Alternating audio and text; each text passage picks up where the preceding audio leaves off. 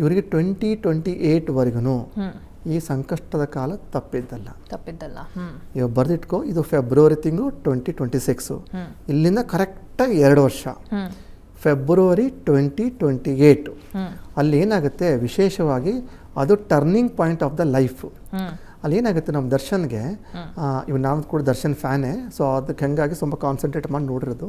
So ಅಲ್ಲಿ ಏನಾಗುತ್ತೆ, February 2028ಅಲ್ಲಿ ಒಂದು ಘಟನೆ ನಡೆಯುತ್ತೆ. ಅದು ಒಂದು ಯಾವ ಥರ turning point of the life ಆಗುತ್ತೆ. ಅದು ಯಾವ ಥರ ಆಗ್ಬೋದು, ಯಾವುದೋ ಒಂದು ಪೊಲಿಟಿಕಲ್ ಪಾರ್ಟಿ ಚೇಂಜ್ ಆಗ್ಬೋದು, ಅಥವಾ ಒಂದು ಏನೋ ಒಂದು ಪ್ರೋಸ್ ಕಾನ್ಸ್ ಎರಡೂ ಹೇಳ್ತಿದ್ದೀನಿ. ಪಾಸಿಟಿವಲ್ಲಿ ಹೇಳ್ತೇನೆ, ನೆಗೆಟಿವಲ್ಲಿ ಹೇಳ್ತೇನೆ. ಫಸ್ಟ್ ಪಾಸಿಟಿವ್ ಕಾನ್ಸೆಪ್ಟ್ ಎತ್ಕೊಳ್ತೇನೆ. ಒಂದು ಯಾವುದೋ ಪೊಲಿಟಿಕಲ್ ಪಾರ್ಟಿ ಹೊಸದು ಬಂದು ಅವರಿಗೆ ಆ ಪೊಲಿಟಿಕಲ್ ಪಾರ್ಟಿಯಿಂದ ಸಹಾಯ ಆಗಿ ರಿಲೀಸ್ ಆಗುವಂಥದ್ದು, ಅಥವಾ ರಿಲೀಸ್ ಆಗುವಂಥ ಮುನ್ಸೂಚನೆ ಸಿಗುವಂಥದ್ದು.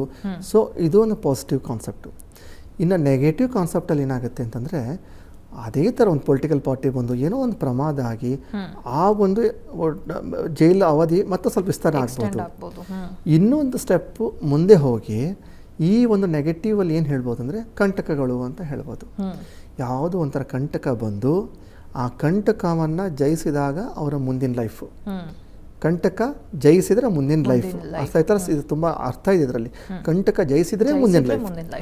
ಯಾಕಂದರೆ ನಾನು ಒಂದು ದಿವ್ಯ ದೃಷ್ಟಿ ಹರಿಸಿ ಎಲ್ಲ ಆ್ಯಂಗಲಿನ ಚೆಕ್ ಮಾಡಿದಾಗ ಅದು ಫೆಬ್ರವರಿ 2028ವರೆಗೂ ಅಷ್ಟೇ ಇದೆ, ಮುಂದೆ ಬ್ಲರ್ ಆಗ್ತಾ ಇದೆ. ಇವ್ರದ್ದು ಏನಾಗುತ್ತೆ, ಮಂಜು ಕವಿಸಾಗಿ ಬಿಸಾಗಬೇಕಾದಾಗ 2028 ಫೆಬ್ರವರಿಯಲ್ಲಿ ಈ ಕಾರ್ಮೋಡ್ ಅನ್ನೋದು ಸರಿಯುತ್ತೆ. ಆವಾಗ ಇವ್ರದ್ದು ಕ್ಲಿಯರ್ ಪಿಕ್ಚರು ಗೊತ್ತಾಗುತ್ತೆ ಏನಾಗಬಹುದು ಅಂತ. ಅದು ಏನಿದಿಲ್ಲ 2028 ಫೆಬ್ರವರಿನೇ. ಯಾಕೆ ಅದನ್ನು ಪಾಯಿಂಟ್ ಮಾಡ್ತೇನೆ, ಸುಮಾರು ವೇರಿಯೇಷನ್ನ ಸುಮಾರು ವೇರಿಯೇಷನ್ ನೋಡಿದ್ದೇನೆ. ಸೊ ನನ್ನ ಪ್ರಕಾರ 2026ಗೂ ರಿಲೀಸ್ ಆಗಲ್ಲ, 2027ಗೂ ರಿಲೀಸ್ ಆಗಲ್ಲ.